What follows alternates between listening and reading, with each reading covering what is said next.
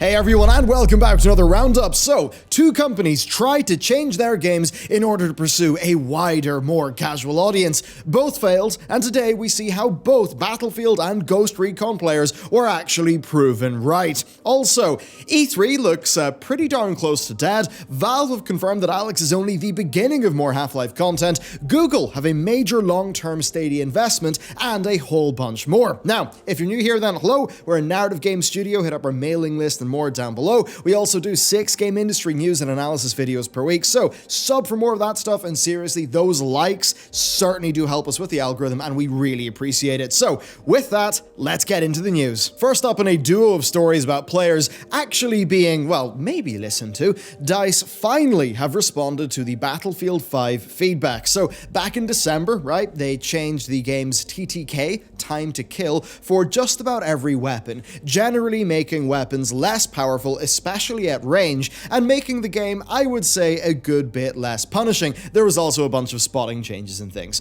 Now, considering that a low time to kill was a core part of the game from launch, and that the whole point of Battlefield 5 was really to improve in the series' gunplay, it was a pretty wild change. It was clearly there to make the game less punishing and to open it up to a broader audience. Now, what's particularly fun is that around that time, an ex-DICE staffer tweeted about how he expected that if the changes didn't yield the desired results in terms of player counts, then expect DICE to revert. Though what's fun there is that's actually less about them listening to player feedback, right? And more about them just seeing by the numbers their plan didn't work and then reverting it based on that. Because yes, most of the player base was firmly against what DICE did.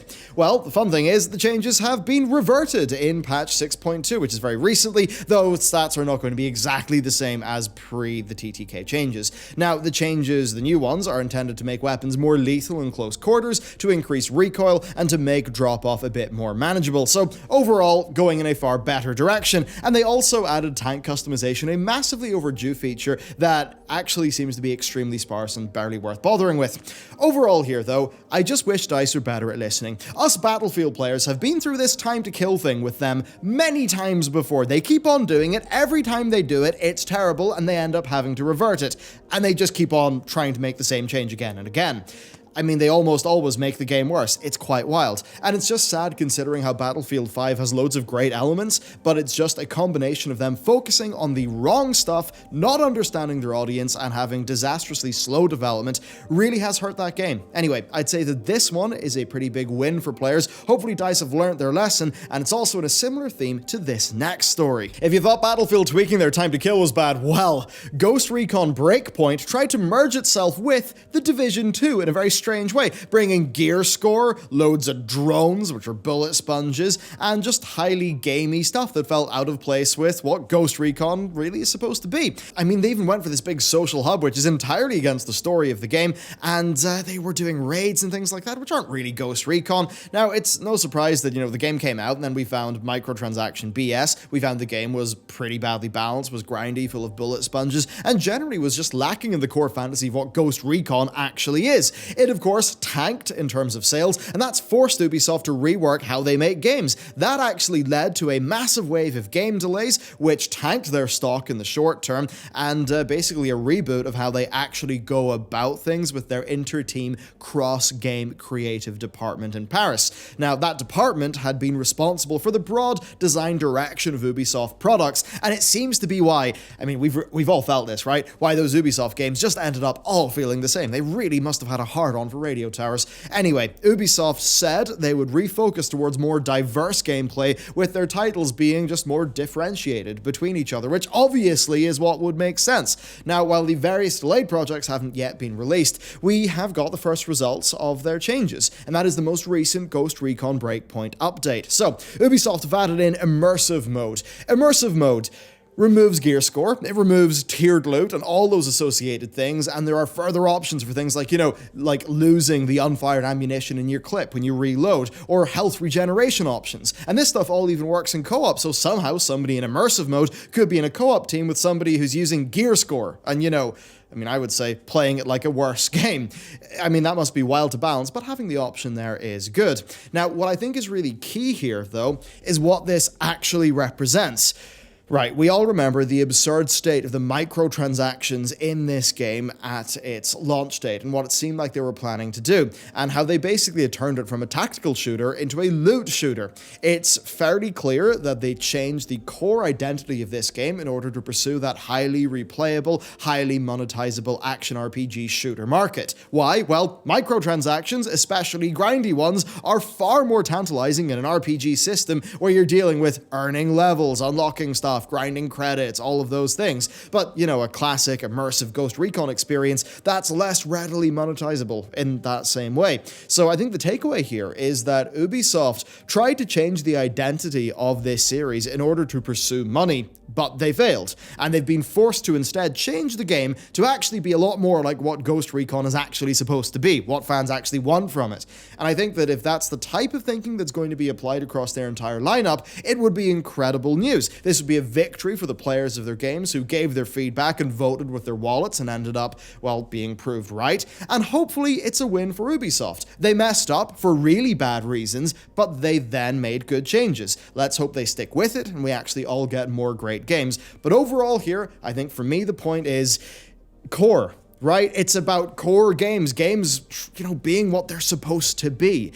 And it's just this constant thing. You see Battlefield go away from what Battlefield should be in terms of what most Battlefield fans think about it in order to pursue that more casual, larger audience. You see the same thing with Ghost Recon, where they make it less of that super hardcore punishing Ghost Recon, and then they just try to make it, gear score, all of that BS going on, just so they can try to make it a more broad game for more monetization and things like that, which just sucks, and it's bad for the quality of games. So that plan failing, I think, is a pretty darn big win for the people who actually like those games, and I guess the core people, the people who actually made these franchises exist in the first place by supporting them when they were smaller, more niche core things. It's good to see that happen. And hopefully this is a mistake that we see happen less and less as companies maybe realize that sometimes a game has an audience and you should probably make it for that audience and not, dick them around like both of these games pretty much have tried to do. Then next up, we've got an intriguing listing for a game called Star Wars Project Maverick that was discovered via the PSN Store backend. Little about this game is actually known, but Kotaku have confirmed that Maverick is the smaller, more unusual project that they reported on last month. EA Motive are the studio at the helm of this one, and it promises to be a very unique experience, apparently, so probably not a big mainline entry Star Wars game, but I actually think that could be good. I think that something smaller and more experimental actually has got the potential to be far more interesting. So overall, I'm decently excited to see what happens here. Now, there's no word on an official announcement or anything like that yet, so we're just going to have to wait and see for this story.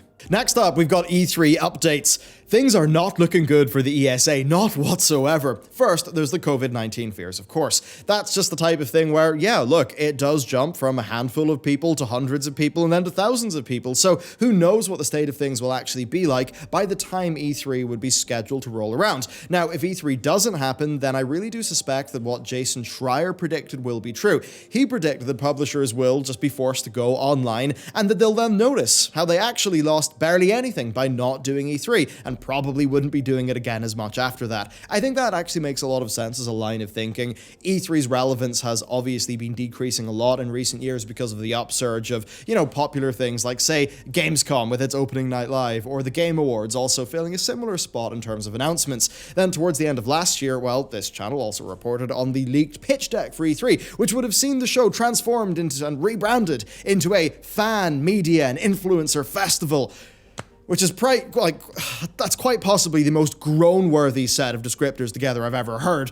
Not something I'd be into, and funny enough, that's actually not all with the E3 news, because I Am 8-Bit have resigned as creative directors of E3 2020's big new show floor setup, which, considering what I just said about their rebrand, it seems like that show floor was probably part of their plan, so they've dropped out, and that follows Jeff Keighley dropping out as well, and I think this just furthers, I Am 8-Bit dropping out kind of furthers people's sort of speculations about why Jeff Keighley dropped out, where basically it seems like it wasn't even a money thing for Jeff, it was just what the show was actually going to be. He disagreed.